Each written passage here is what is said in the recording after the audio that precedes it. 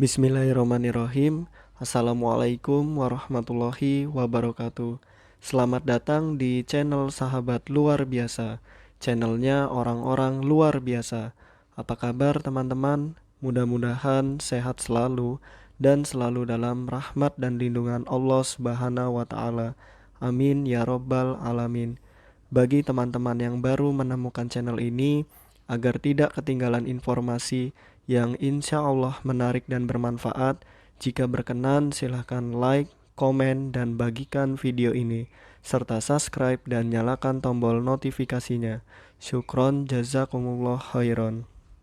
Alhamdulillahillazi bini'matihi tatimus solihat. Segala puji hanya milik Allah, yang dengan segala nikmatnya segala kebaikan menjadi sempurna.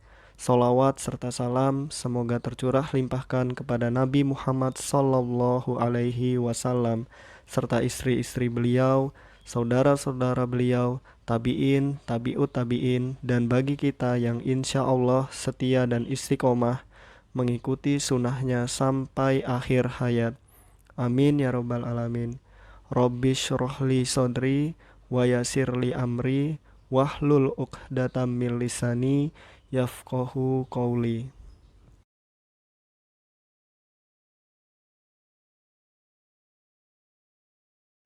Nomor 1, istilah media dalam media pembelajaran diambil dari bahasa Latin, yaitu dari kata medium, yang artinya adalah A. Sarana, B. Pengantar atau perantara, C. Yang memudahkan, D. Yang membantu. Nah, jadi jawaban yang tepat adalah B ya teman-teman, pengantar atau perantara.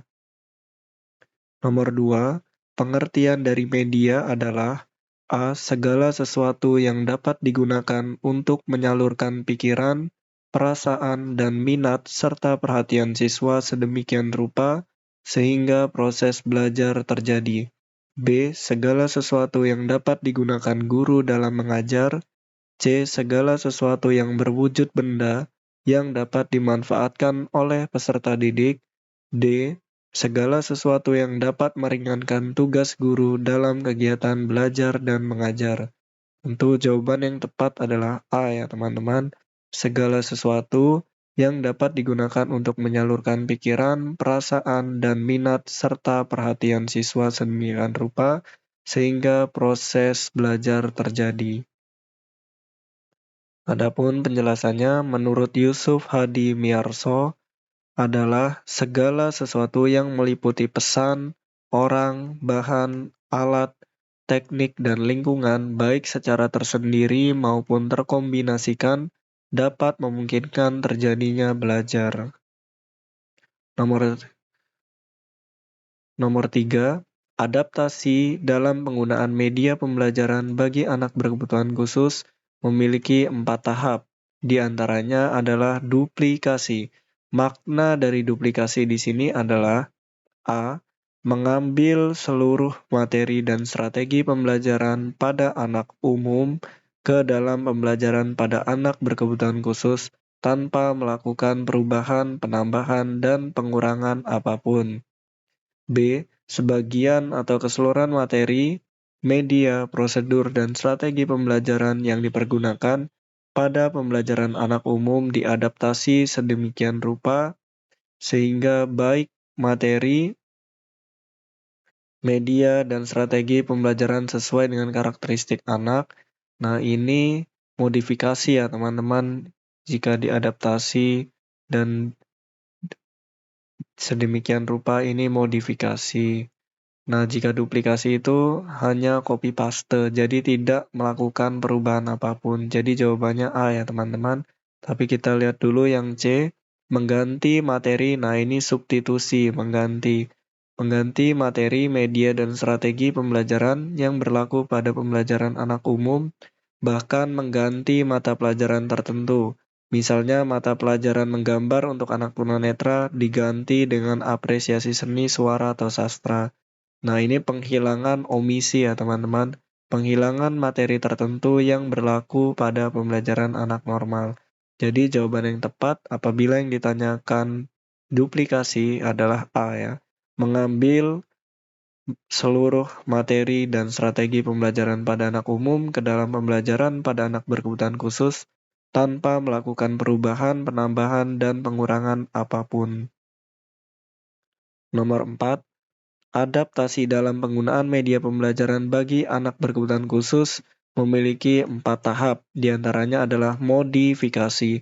Makna dari modifikasi di sini adalah A. Mengambil seluruh materi, nah ini duplikasi ya teman-teman. Strategi pelajaran pada anak umum ke dalam pembelajaran pada anak berkebutuhan khusus tanpa melakukan perubahan. Nah, ini penambahan dan pengurangan apapun. Ini duplikasi. Lalu yang B, sebagian atau keseluruhan materi, media prosedur, dan strategi pembelajaran yang dipergunakan pada pembelajaran anak umum diadaptasi. Nah, ini adaptasi ya teman-teman. Jadi jawaban yang tepat adalah B, diadaptasi sedemikian rupa sehingga baik materi, media, dan strategi pembelajarannya sesuai dengan karakteristik anak. C. Mengganti, nah ini substitusi ya teman-teman, mengganti materi, media, dan strategi pembelajaran yang berlaku pada pembelajaran anak umum, bahkan mengganti mata pelajaran tertentu. Misalnya mata pelajaran menggambar untuk anak tunanetra diganti dengan apresiasi seni, suara, atau sastra. D. Penghilangan, nah ini omisi, materi tertentu yang berlaku pada pembelajaran anak normal. Nomor 5. Media pembelajaran bagi anak berkebutuhan khusus bukan hanya untuk membantu dalam pemahaman kognitif saja, tetapi media pembelajaran yang dapat membantu anak berkebutuhan khusus dalam hal A. Pengembangan IQ, B. Menyempurnakan anggota gerak, C. Pengembangan fisik fisik motorik dan perilaku, D. Meningkatkan sosialisasi. Jawaban yang tepat adalah C ya teman-teman, pengembangan fisik motorik dan perilaku. Penjelasannya, penggunaan media pembelajaran bagi peserta didik berkebutuhan khusus bukan hanya untuk membantu dalam pemahaman kognitif saja, tetapi media pembelajaran yang dapat membantu anak berkebutuhan khusus dalam fisik, motorik, dan perilaku. Nomor 6. Fungsi media pembelajaran adalah A. Untuk membantu, memperjelas, meningkatkan minat belajar siswa, sehingga mudah memahami, mengingat isi pelajaran dalam proses kegiatan belajar. B. Untuk memudahkan guru mengajar. Ini bukan ya teman-teman tentu. C. Untuk menyingkat materi. Nah ini juga tidak, yang akan dijelaskan tanpa perlu panjang lebar guru menjelaskan. D. Untuk meningkatkan kreativitas peserta didik dalam belajar. Nah ini sebenarnya agak bisa ya teman-teman, tapi yang lebih tepat adalah A. Untuk membantu memperjelas, meningkatkan minat belajar siswa sehingga mudah memahami, mengingat isi pelajaran dalam proses kegiatan belajar. Oke, kita ke nomor 7. Di antara alat pembelajaran yang sering digunakan untuk melatih motorik diantaranya adalah A. Masalah keseimbangan atau balance, kesadaran akan gerak tubuh, body perception atau body image, lalu rencana gerak, motorik planning, atau motorik kasar dan halus, gross and fine motor, serta bahasa ekspresif. Nah, ini tidak ada bahasa ekspresif ya teman-teman. Lalu yang B, masalah keseimbangan atau balance, kesadaran akan gerak tubuh atau body perception atau body image, rencana gerak motor planning, motorik kasar dan halus gross and fine motor, serta emosi. Nah ini juga bukan ya teman-teman, emosi. Lalu yang C, masalah keseimbangan atau balance, kesadaran akan gerak tubuh atau body perception atau body image, rencana gerak atau motor planning, motorik kasar dan halus gross and fine motor, serta komunikasi. Nah ini jawabannya ya teman-teman. Mohon maaf bukan ya teman-teman. Tapi jawaban yang tepat adalah D, masalah keseimbangan atau balance, kesadaran akan gerak tubuh, body image atau body perception, lalu rencana gerak, motor planning, dan motorik kasar dan halus gross and fine motor. Nomor 8, salah satu prinsip dalam pembuatan media pembelajaran adalah prinsip keselamatan, Yang harus diperhatikan diantaranya adalah A. Cat yang digunakan haruslah mengandung toksik. Ini harusnya tidak mengandung ya teman-teman. B. Bahan yang digunakan adalah yang mudah didapat. Mudah didapat belum tentu aman dan selamat ya teman-teman. C. Memperhatikan dan menghilangkan serat-serat kayu yang tajam. Nah, ini memperhatikan prinsip keselamatan. D. Media dibuat dengan mendatangkan ahli khusus walaupun dengan bayaran yang mahal. Ini tidak efektif atau efisien ya teman-teman. Jadi jawaban yang tepat adalah C. Memperhatikan dan menghilangkan serat-serat kayu yang tajam. Penjelasannya, prinsip-prinsip umum yang perlu diperhatikan berkaitan dengan pembuatan media pembelajaran bagi anak berkebutuhan khusus diantaranya keselamatan, diferensiasi, susunan, distorsi pesan, kelenturan, dan ekonomis. Selamat diperen, susah ekonomis. Nah, keselamatan, diferensiasi, susunan, lalu distorsi, pesanan, kelenturan, dan ekonomis. Nomor 9, langkah-langkah dalam perancangan media pembelajaran adalah sebagai berikut. A. Hasil asesmen. Tentukan model pembelajaran yang sesuai dengan karakteristik anak berkebutuhan khusus. Tentukan media pembelajaran yang tepat. B. Asesmen. Analisis minat siswa. Pembuatan desain media. Menentukan langkah-langkah penggunaan. C. Analisis minat siswa. Diskusi dengan orang tua. Mendatangkan ahli untuk pembuatan media. Evaluasi penggunaan media. D. Analisis kemampuan guru dalam membuat media, analisis materi, analisis pembuatan media.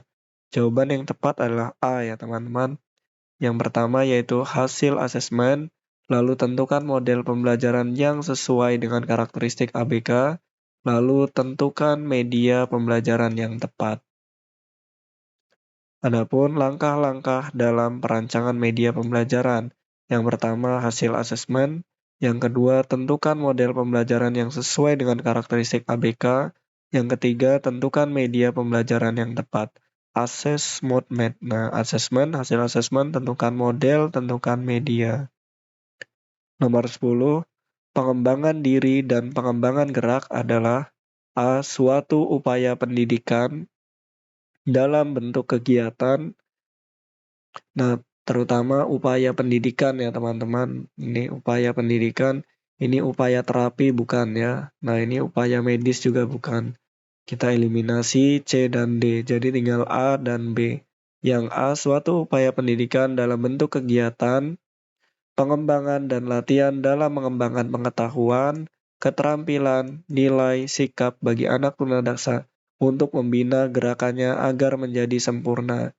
Ini targetnya tidak untuk menjadi sempurna ya teman-teman, tetapi untuk melakukan aktivitas hidupnya itu sudah cukup. Nah, jadi jawaban yang tepat adalah B. Pengembangan diri dan pengembangan gerak adalah pengembangan merupakan suatu upaya pendidikan dalam bentuk kegiatan pengembangan dan latihan dalam mengembangkan pengetahuan, keterampilan, nilai, sikap bagi anak tunadaksa untuk membina gerakannya dalam melakukan aktivitas hidup sehari-hari. Jawaban yang tepat adalah B. Nah, di sini penjelasannya pengembangan diri dan pengembangan gerak merupakan suatu upaya pendidikan dalam bentuk kegiatan, pengembangan, dan latihan dalam mengembangkan pengetahuan, keterampilan, nilai, dan sikap bagi anak tunadaksa untuk membina gerakannya dalam melakukan aktivitas hidup sehari-hari. Menurut Widati, Sutisna, dan Casmini tahun 2010. Baik teman-teman, mungkin itu saja yang dapat saya bagikan.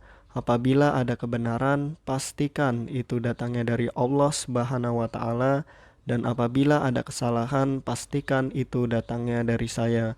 Maka, apabila ada kebenaran, mohon doakan kebaikan, dan apabila ada kesalahan, mohon dimaafkan dan diingatkan. Syukron, jazakumullah khairan. Allahumma inni as'aluka ilman nafi'an wa rizqan thayyiban wa amalan mutaqabbalan. Subhanakallahumma wa bihamdika asyhadu an la ilaha illa anta astaghfiruka wa atubu ilaik. Wassalamualaikum warahmatullahi wabarakatuh.